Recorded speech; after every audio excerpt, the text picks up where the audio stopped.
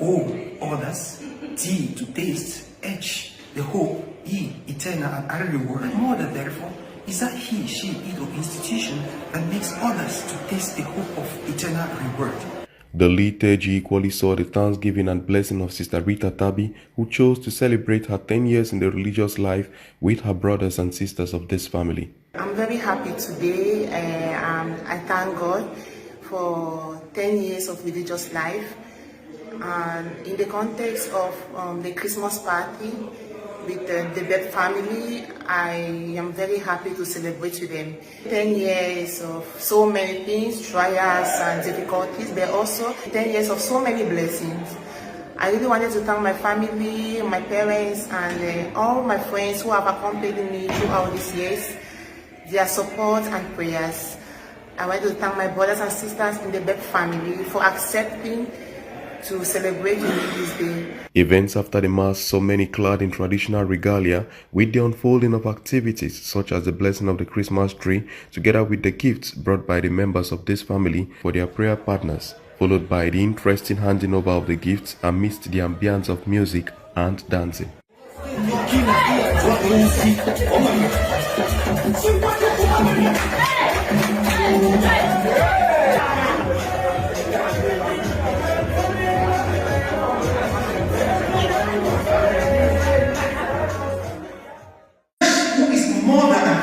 Who makes us to taste the hope of eternal reward, has invited us for a purpose and is commissioning us to realize that which before us he had inculcated, he had embedded in us.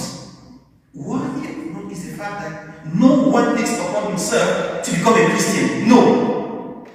We are all invited to become Christians.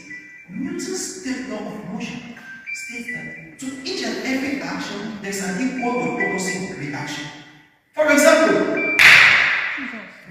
what have I done? I've exerted a force on this platform, and this platform has exerted an equal but opposite force, and that's why you can get the impact of the force as a sound. And that is Newton's third law of motion, which means God takes the invitation to invite us. He takes the initiative to invite us. We have the prerogative to say yes or to say no. And the moment we say yes, we are being invited for an osmotic spiritual impact. What is osmosis? It is that process whereby a stronger solution draws a weaker solution. And the moment we say yes to God, that osmotic spiritual concentration takes place. And the moment it takes place, we are no longer ourselves. And that's why God tells us in Psalm 46 verse 10, be still and know that I am God. In Revelation 3:20, come to me, all those who labor and are burdened, and I will give you rest. Today, the Holy Mother Church celebrates the third Sunday of Advent, traditionally called Gaudete Sunday. And what does Gaudete mean? It's a Latin verb which means to rejoice. To rejoice, and it has a corresponding counterpart, which is Lenta Sunday, which is the fourth Sunday of Advent. And both Sundays they present the theme of rejoice. Permit me, therefore, I would like us this morning to reflect on the theme rejoice. What does it mean to rejoice? Let I in rejoice stand for to retreat. To hold ourselves, to step back. Let E in rejoice stand for to encounter. We are retreating, we are stepping back to encounter ourselves, to encounter others, and to encounter God. Let J in rejoice stand for a journey. We are retreating to encounter and embark on a journey. And then O in rejoice stands for to overcome, such that we are retreating, encountering, journey in order to overcome. And the moment we overcome, what happens? The I in rejoice now propels us to that level of inspiring. We inspire ourselves and we radiate that inspiration, reveal us to others.